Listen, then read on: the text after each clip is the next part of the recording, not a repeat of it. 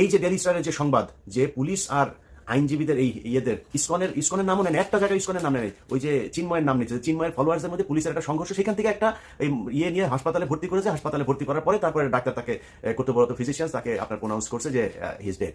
এখন এর বাইরে কোনো তথ্য তারা জানে না, তারা এইভাবে একটা মিস ইনফরমেশন মানুষের মধ্যে ছড়াই দিল। এটা তাদের সূক্ষ্মভাবে এইভাবে গত 15 বছর করেছে, এখনো করবে, সামনেও করবে। এদেরকে সুযোগ দেওয়া যাবে না। যে যত বালের আইন মাইন যত বালচাল শিখান কোনো সমস্যা নেই। ডেইলি স্টার, প্রথম আলো, আপনার এলাকায় যারা কিনা এদের এই যে পত্রিকার ইটি দেয় না, এদেরকে বলতে হবে এটা আমার মত প্রকাশের স্বাধীনতা। প্রথম আলো ডেইলি স্টার যেমন মত প্রকাশ করেন, আমার মত প্রকাশের স্বাধীনতা, যে এরা হচ্ছে গিয়ে অন্য দেশের এজেন্ট, এরা পত্রিকা না। ডেইলি স্টার, প্রথম আলো এই দেশের দুষ্কৃতিকারী, তারা দেশদ্রোহী, তারা পত্রিকা না, পত্রিকা সাংবাদিক না। এদের পত্রিকা সাংবাদিক টেলিভিশন। আপনি যিনি দিনাজপুরে বসে আছেন চট্টগ্রামের ঘটনার জন্য আপনার খারাপ লাগছে না, যিনি চুয়াডাঙ্গা আছেন খারাপ লাগে না, জামালপুর আছেন খারাপ লাগে না, কুমিল্লা আছেন খারাপ লাগে না, ব্রাহ্মণবাড়ি আছে খারাপ লাগে না, আপনি ওইটার জবাব নিতে চান, ওইটার প্রতিশোধ নিতে চান, আপনার এলাকায় বসে আপনি প্রতিশোধ নেবেন। প্রথম আলো, ডেইলি স্টার, কালবেলা, এরা কোনো পত্রিকা না।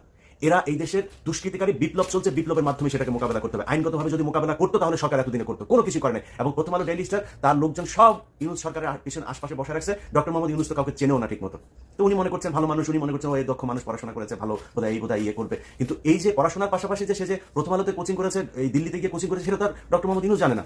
তো তাদেরকে নিয়ে বসে রেখেছে, তারা তাদের মতো করে কাজ করছে। অতএব আইনগতভাবে প্রথম আলো ডেইলি স্টার এদের বিরুদ্ধে এরা কিছু করবে না। আমি একটা ডকুমেন্টারি তৈরি করলাম, সব দেখালাম সেখানে, তারপরে ওইটার পক্ষে কোনো ব্যবস্থা তো নাই। ওনারা উপরের লেভেলে সবাই বসে বসে প্রথম আলোর পক্ষে করে, আপনার ফেসবুকে পোস্ট করে, মানে আমার নিয়েও কিছু বলে না, ডকুমেন্ট নিয়েও কিছু বলে না, প্রথম আলোর পক্ষে পোস্ট করে। এই যেটার জন্য এই যে গেল কয়দিন ধরে আপনার এই 2 দিন আগেও ধরেন এই যে স্বামীর সাথে যেটা হইলো আমার, সে এখানে পোস্ট করেছে আরেক, হ্যাঁ, মানে ওরা ইসকন নিয়ে আগেই করেছে। এই গ্রুপ, এই যে শাহিদ আলম, তসলিম এই যে গ্রুপটা আছে না, এরা ইসকনের পক্ষে এসে তারপরে দিল। তসলিম তো না ইসকন না বলছিলি যে তুই এরা নাকি খুব করে, আপনার তোর ওই যে মানে খুব নিরীহ টাইপের ধর্ম পালন করে, বিশাল আকারে এক বিশ্লেষণ করছিলি। আমি বলছিলাম যে ওরা সরকারি কর্মচারীদেরকে টাকা দিয়ে কিনছে এবং এইভাবে বিভিন্ন জায়গায় লোকজন বাড়াচ্ছে। সেটা ঘটলো আজকে ঘটেছে। অতএব তুই সেদিন ঠিক ছিলি না, আমি ঠিক ছিলাম।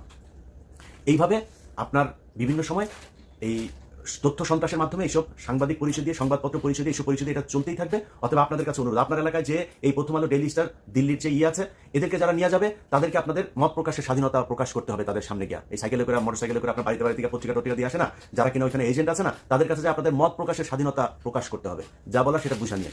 অতএব এখন এই সাইফুল ইসলাম আলিফের যে হত্যাকাণ্ড, এই হত্যাকাণ্ড নিয়ে আসলে মানে প্রথম আলো ডেইলি স্টার সহ এই যে এই পত্রিকায় সুশীল মার্কা যারা বসে আছে না, এখানে ভাই সবই ভাই বেশিরভাগই ওদের লোকজন।